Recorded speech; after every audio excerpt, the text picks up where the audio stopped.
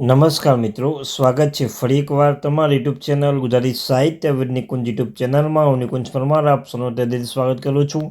આજના વિડીયોમાં મિત્રો વાત કરવાના છીએ તમામ પેન્શનરો અને સરકારી કર્મચારીઓના મેડિકલ ભથ્થામાં ₹3,000નો વધારો કરવામાં આવ્યો છે।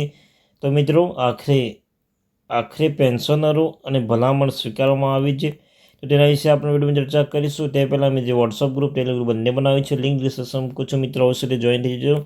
ચાલો મિત્રો વધારે સમયને બગાડ વિડીયોની શરૂઆત કરી છે।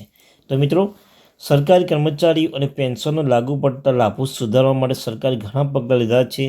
આપણે તેના વિશે જાગૃત રહેવું જોઈએ। કર્મચારીઓ જાહેર ફરિયાદ કાયદા ન્યાય પરની સ્થાયી સમિતિ અધ્યક્ષ સુશીલ કુમાર મોદી અને 10 ડિસેમ્બર 2021ના રોજ પેન્શન અદાલતની અસર અને કેન્દ્રીય પેન્શન ફરિયાદ નિવારવા અને દેખરેખ સિસ્ટમનો અહેવાલ રજૂ કર્યો છે।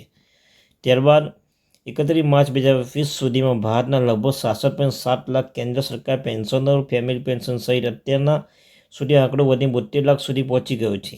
સમિતિના મુખ્ય અવલોકન અને ભલામણ નિશ્ચિત તબીબી ભથ્થાનો સમાવેશ થાય છે। તો મિત્રો, તબીબી સુવિધામાં નોંધ્યું છે કેન્દ્ર સરકાર આરોગ્ય યોજના CGHS માત્ર અમુક રાજ્યોની રાજધાની અને મોટા શહેરોની કેન્દ્ર સુધી મર્યાદિત છે।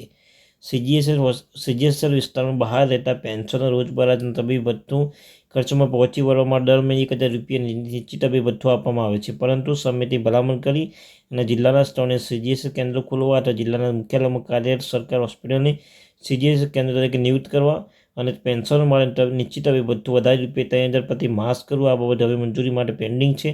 DOP અને PW દ્વારા શરૂ કરાયેલા નાણાં મંત્રાલય આ વર્ષ માર્ચ સુધી પરિણામ જાણી શકીએ છીએ।